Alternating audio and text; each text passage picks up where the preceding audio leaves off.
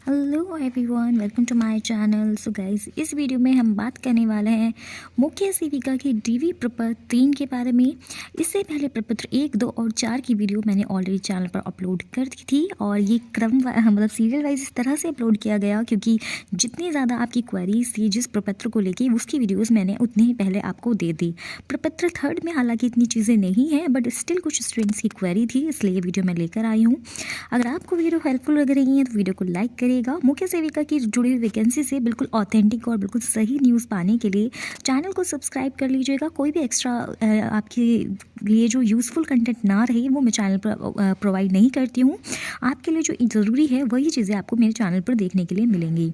इसके अलावा अगर आपने प्रपत्र नहीं देखे हैं बाकी के, तो जो बाकी के प्रपत्र हैं उनकी वीडियोस भी आप सब ज़रूर देख लीजिएगा क्योंकि उसमें जो मैंने इन्फॉर्मेशन बताई है आप सभी के लिए बहुत ज़्यादा यूज़फुल रहेगी। उसको अगर आप देख करके जाते हैं तो आपके डीवी में आपको कोई भी प्रॉब्लम नहीं आने वाली है। आपके प्रपत्र से रिगार्डिंग और एक लॉन्ग वीडियो भी मैंने पूरी आपको दी हुई है चैनल पर, जिसमें पूरा डीवी का प्रोसेस क्या रहेगा, स्टार्टिंग से लेकर एंड तक आपको वहाँ जाकर क्या करना है, क्या चीज़ें अलाउड हैं क्या नहीं है, वो वीडियो भी मैंने आपको प्रोवाइड करी है। तो प्लेलिस्ट में जा करके वो भी ज़रूर चेक करिएगा, आपका सारे डाउट्स वहाँ से क्लियर हो जाएंगे। चलिए अब बात कर लेती हूँ प्रपत्र 3 के बारे में। तो यहाँ पर सबसे पहले जो आपको बेसिक डिटेल्स कुछ फिल करनी है, जैसे कि आपका देवनागरी में लिपि में आपको हिंदी में नाम लिखना है। इंग्लिश में आपका जो नेम होगा वो यहाँ पर ऑलरेडी रिटर्न आएगा, यहाँ पर उसे आप हिंदी में मेंशन कर देंगे।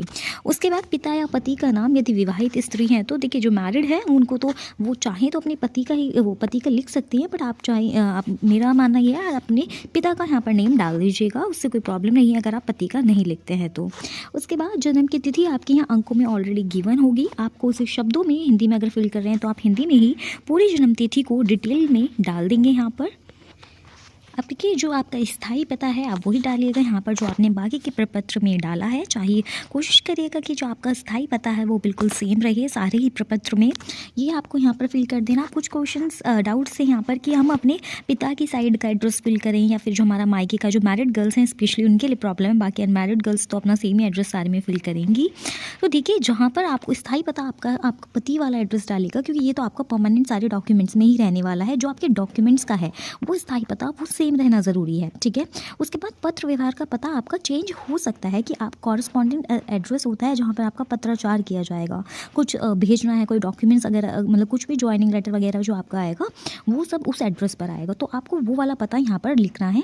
ये दोनों अगर डिफरेंट है तो कोई प्रॉब्लम नहीं आएगी उससे, पर बाकी आप कोशिश करिएगा कि आपको जो पता है एड्रेस है वो सारे डॉक्यूमेंट्स में आपका सेम रहे या प्रपत्र में सेम रहे। आगे बात करते हैं ये सेवा या पद का नाम, तो आपको पता ही है यहाँ पर आप लिख देंगे मुख्य सेविका। इंग्लिश में लिख रहे हैं तो इंग्लिश में पूरा प्रपत्र भरा है तो इंग्लिश में, अदरवाइज इसको आप हिंदी में यहाँ पर मुख्य सेविका लिख करके फिल कर देंगे।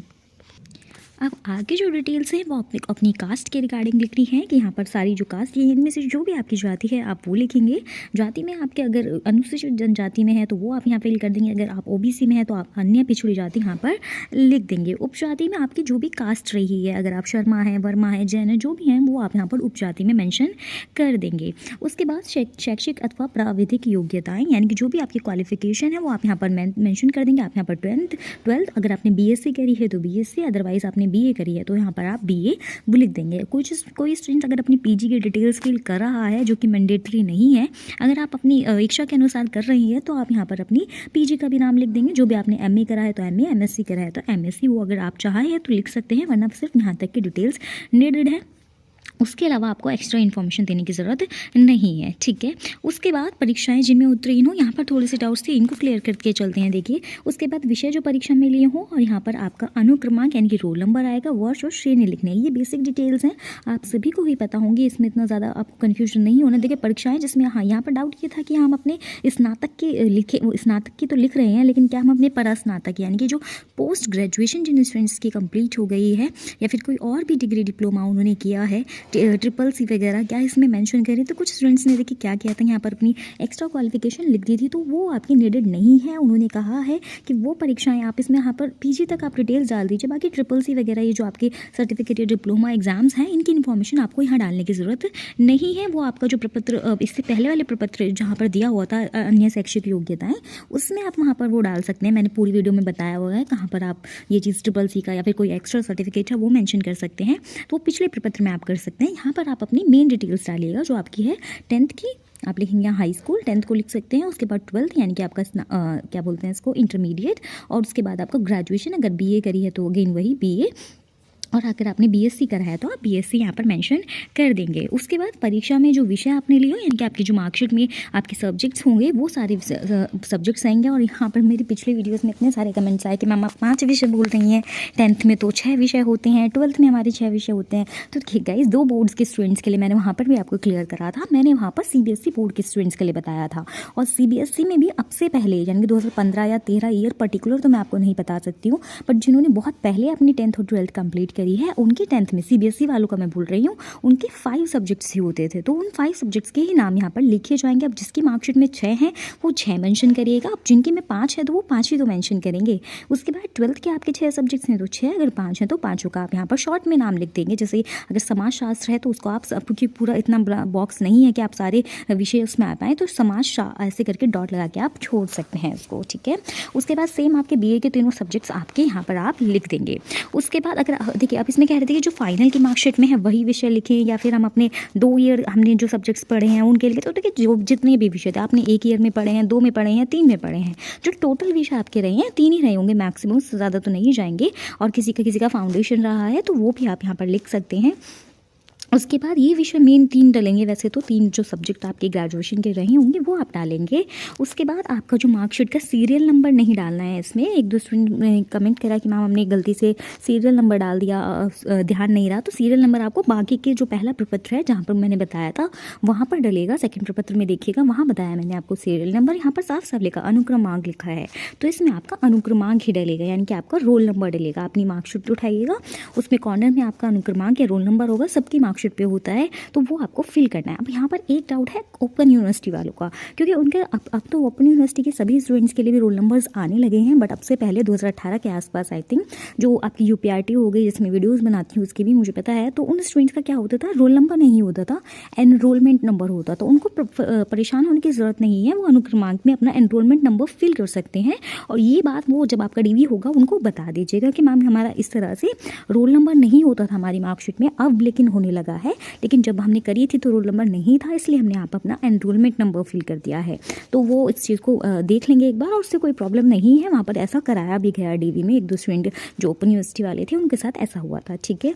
तो ये आप यहाँ पर लिख देंगे। उसके बाद आप वर्ष, और देखिए यहाँ पर अनुक्रमांक आपका सेम ही रहता है, डिग्री हो या मार्कशीट हो उसमें सेम रहता है, तो वही डलेगा आपका तीनों का। उसके बाद वर्ष आपको लिखेंगे जिस ईयर में आपने पास किया है, फाइनल हुआ है, वो वर्ष आप डाल देंगे। जिसका 13 में हो तो सिंपली 2013 इस तरह से लिख देंगे। उसके बाद आपको यहाँ श्रेणी डालनी है, तो फर्स्ट बना करके आप लिख सकते हैं प्रथम, या फिर इन दोनों में से कोई एक सिंबल आप बना के या फिर उसको मेंशन कर सकते हैं, प्रथम द्वितीय जो भी आपका रहा है वो लिख देंगे। उसके बाद चलता है विगत एवं वर्तमान नियुक्तियों का विवरण। देखिए अगर आप कहीं जॉब कर रहे हैं, संविदा पर हैं या फिर किसी भी जॉब में, गवर्नमेंट जॉब में लगे हुए, प्राइवेट का ब्यौरा देने की ज़रूरत नहीं है, वरना आपको नीड पड़ जाएगी एनओसी वगैरह की। अगर प्राइवेट देते हैं, प्राइवेट नहीं जो संविदा पे है, अगर मतलब संविदा वालों के लिए तो नेसेसरी है। अब एनओसी का भी क्वेश्चन आ रहा था। देखिए डीवी में क्या हो रहा है, कुछ जो बेंचेस बनी हुई हैं, ठीक है, अलग अलग रूम्स हैं और अलग अलग बेंचेस पर आपका जो है डीवी हो रहा है। कुछ स्टूडेंट्स का किसी रूम में है, कुछ का किसी और रूम में है। तो क्या हो रहा है, वहाँ पर कुछ बेंचेस जो है, मतलब जो वहाँ पर ऑफिशियल्स बैठे हुए हैं, कुछ ऑफिशियल्स एनओसी मांग रहे हैं और कुछ जो बेंचेस हैं वहाँ के ऑफिशियल्स एनओसी को नहीं ले रहे हैं। वो कह रहे हैं जब ज्वाइनिंग होगी तब आपको उसकी नीड तो पड़ेगी, तब तो ज़रूर ही पड़ने वाली है। तो जिनकी बन गई है, जो बनवा सकते हैं वो लेकर जाइएगा। तो किस बेंच पर आपका नंबर आए, वो लोग मांगे या ना मांगे, वो टोटली उन पर डिपेंड करता है। और जिन पर नहीं है तो उनका लक है, वो बता भी सकते हैं। वैसे अगर आपके पास एनओसी है तो उनसे वो सॉर्ट आउट कर लीजिएगा वहीं पर। लेकिन अगर आपके पास है एनओसी, आपको अलाउ हो गई है, मिल गई है, तो आप उसको लेकर के ज़रूर जाइएगा। वो सिर्फ नीड पड़ेगी जो जॉब के अंदर हैं। और उसके बाद जो भी नियुक्तियां हैं आपकी तिथि से आप अपनी ज्वाइनिंग डेट डाल देंगे, ठीक है। उसके बाद आप वर्तमान में तो नियुक्त होंगे ही, वहाँ पर कर रहे हैं, तो फाइनल डेट डालने की ज़रूरत नहीं है। उस पर जिस पद पर आप काम कर रहे हैं वो उसका नाम यहाँ डलेगा। आपकी जो सैलरी रही है वो आप यहाँ पर लिख सकते हैं। ये मेंशन करने के बाद ये सारी इन्फॉर्मेशन आपकी कंप्लीट हो गई, ठीक है। और अपने आवेदन पत्र के साथ आपको लगाना है। लेकिन एक चीज़ याद रखिएगा, जिनको मतलब मेंशन करना है वो यहाँ पर मेंशन कर देंगे जो जॉब के अंदर है। लेकिन जिनकी जॉब नहीं है उनको कोई यहाँ पर कुछ नहीं लिखना है, वो इसको खाली नहीं छोड़ेंगे, वो इस तरह से से इसको कट कर देंगे। ये चीज़ कराई गई थी वरना आपका वहाँ टाइम वेस्ट ना हो या फिर आप ज़्यादा परेशान ना हो, तो पूरी सारी चीज़ें यहाँ से करके लेके जाइएगा, जो मैं आपको एक एक चीज़ बता रही हूँ, ताकि वहाँ पर आप कुछ भी आपको बाद में डाउट ना हो कि हाँ कि शायद मैंने वहाँ कट नहीं करा या वो ब्लैंक छोड़ दिया, इस तरह से चीज़ें आपके साथ ना हो। तो आप पहले ही लेकर जाएंगे तो आप माइंड से वहाँ फ्री होकर के बैठ पाएंगे कि हाँ मेरी सारी चीज़ें कंप्लीट हैं इस प्रपत्र में और मुझे अब कोई परेशान होने की ज़रूरत नहीं है। तो इस तरह से आप इसको सिंपली एक पेन से कट कर देंगे लाइन से, और ये आपका प्रपत्र थर्ड यहाँ पर कंप्लीट हो जाएगा। इसमें कुछ ज़्यादा कन्फ्यूजन नहीं थी, इसलिए छोटी सी वीडियो आपके लिए रहेगी इसको। और हाँ, सेल्फ अटेस्ट नहीं करना प्रपत्र को। आप बहुत सारे स्टूडेंट बोल रहे थे क्या हम सेल्फ अटेस्ट करें? नहीं जी, प्रपत्र सेल्फ अटेस्ट नहीं करनी है आपको। जो आपके फोटो, मैंने पिछली वीडियोज़ में भी एक पॉइंट आपको बताया, आप ध्यान से नहीं सुन रहे हैं, लेकिन उसको सुनिए। मैंने एक चीज़ जो इंपॉर्टेंट आपके लिए रही है वो सारी चीज़ें ऑलरेडी 4-5 वीडियो में बता चुकी हूँ। जितने भी प्रपत्र फिल कराए हैं उनको सेल्फ अटेस्ट नहीं करना है, मैंने बताया था। एक ही कॉपी सबमिट होगी, जो आपके डॉक्यूमेंट्स की, मार्कशीट की, जितने भी मार्कशीट हैं उन सब की कॉपी सबमिट होंगी, उनको सेल्फ अटेस्ट ज़रूर करना है। आप वहाँ पर लिखेंगे सेल्फ अटेस्टेड, ठीक है, ये लिखना है सेल्फ अटेस्टेड, और पूरा लिखने के बाद नीचे आपके सिग्नेचर हो जाएंगे, उसके नीचे आपकी डेट पड़ जाएगी, जो भी डेट को आपका डीवी रहा होगा, ठीक है। इस तरह से आपका सेल्फ अटेस्ट करना है उन डॉक्यूमेंट्स को से जो कि आपके ग्रेजुएशन और 10th और 12th से रिलेटेड है, और आपके बाकी के डॉक्यूमेंट जो आप सेट वहाँ पर सबमिट करेंगे फोटो कॉपीज़ का। ये हो गई सारी डिटेल्स। इसके अलावा चेकलिस्ट को लेकर के आपके क्वेश्चन आ रहे थे, मैम चेकलिस्ट बता दीजिए। तो देखिए गाइस, वहाँ पर चेकलिस्ट मेरे पास अवेलेबल नहीं है। अगर मेरे पास अवेलेबल होती तो अब तक मैं उसकी वीडियो ज़रूर दे चुकी होती, क्योंकि सबसे ज़्यादा मिस्टेक जो स्टूडेंट्स करके आ रहे हैं वो चेकलिस्ट में ही कर रहे हैं। तो इसके लिए मैंने बताया पेंसिल और रेजर लेकर के जाइएगा। पहले जब वो लोग आपको बताएंगे पॉइंट बाय पॉइंट, तो आप उसे पेंसिल से फिल करिएगा, और जब आपका पूरा भर जाएगा तो आप उसको रफ करके पेन से उसको परमानेंट कर दीजिएगा। तो ये आपका चेकलिस्ट के रहेगा। अगर मेरे पास अवेलेबल हो जाती है आप में से, वैसे क्योंकि अवेलेबल इसलिए नहीं हो पा रही गाइस क्योंकि वहाँ पर फ़ोन स्विच ऑफ करने के लिए कहा गया है आपका, तो वहाँ पर फ़ोटो नहीं ले सकते आप चेकलिस्ट की। तो वो अवेलेबल भी कैसे होगी मुझे नहीं पता, वो बाकी वीडियोस में कहाँ से अवेलेबल हो पाई है।